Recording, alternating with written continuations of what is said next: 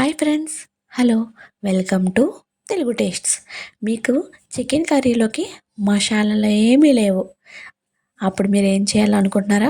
అయితే పక్కా కొలతలతో మసాలాతో అప్పటికప్పుడు రెడీ చేసుకునే చికెన్ కర్రీ అండి. ఇప్పుడైతే మనం 1 కేజీ చికెన్ అయితే తీసుకున్నాము. దాన్ని బాగా వాష్ చేసుకొని కొంచెం కారం కలుపుకొని పక్కన పెట్టుకున్నాం.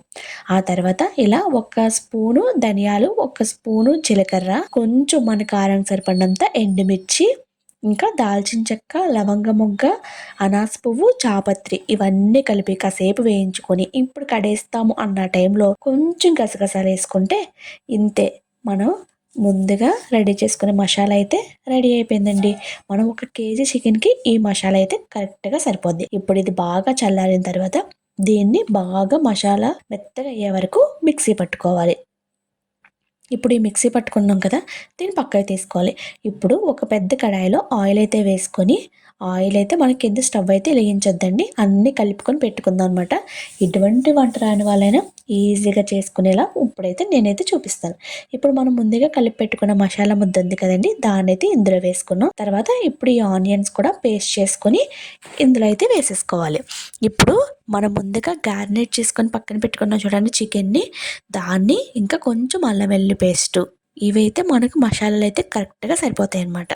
ఇప్పుడు కారం కలుపుకొని పక్కన పెట్టుకున్న చికెన్ కూడా ఇందులో వేసుకొని ఇది బాగా కలిసే వరకు బాగా కలుపుకోవాలి.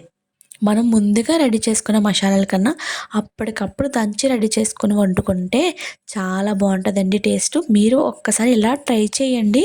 టేస్ట్ ఎలాగుందో మీరే చెప్తారనమాట. మీ ఇంట్లో వాళ్ళకి మీకసలు వంట రాదు అన్న వాళ్ళు కూడా ఇలా పక్కా కొలతలతో నీట్‌గా ఇలా చేసుకుంటే ఇంకా అద్దిరిపోద్దనమాట చికెను. ఈ గ్రేవీనే కొంచెం పెరుగేసుకొని పక్కన పెట్టుకొని ఒక 6-7 అవర్స్ మనం చికెన్ బిర్యానీలోకి కూడా ఇది వాడుకుంటే దమ్ బిర్యానీకి సూపర్ ఉంటదనమాట. ఇప్పుడిప్పుడే మీరు ఫస్ట్ ఎండుమిర్చి అనేది మీకు కారానికి సరిపోకపోతే ఇప్పుడే కొంచెం కారం కూడా యాడ్ చేసుకొని ఇందులోకి ఉప్పు సాల్ట్ అయితే ఎయొద్దండి. కల్లుప్పు అయితేనే వేయాలి. వేసుకొని దీన్ని బాగా కలుపుకొని ఒక 5 మినిట్స్ అలా వదిలేసి ఇప్పుడు స్టవ్ ఆన్ చేసుకొని ఇది పెట్టుకొని కొంచెం వాటర్ వేసుకోండి. గ్రేవీ కర్రీ కావాలంటే, లేదు ఫ్రై కావాలంటే మనం ఇలానే వదిలేసుకోవాలన్నమాట. దీనికన్నా ముందు మన ఛానల్ ఒక్కసారి సబ్స్క్రైబ్ చేయండి ప్లీజ్. ఇప్పుడైతే మనం స్టవ్ ఆన్ చేసుకుందాం. స్టవ్ ఆన్ చేసుకొని దీన్ని పెట్టుకొని మూత పెట్టుకొని మనం లైట్‌గా ఒక 15 మినిట్స్ ఏం ఇన్‌స్టాగ్రామ్ చూసుకొని అప్పుడొచ్చామంటే చాలండి. ఏం మధ్యలో కూడా ఎప్పుడైనా ఒక్కొక్కసారి ఇలా కలుపుతూ ఉంటే కొంచెం అడుగు పట్టకుండా ఉంటదనమాట.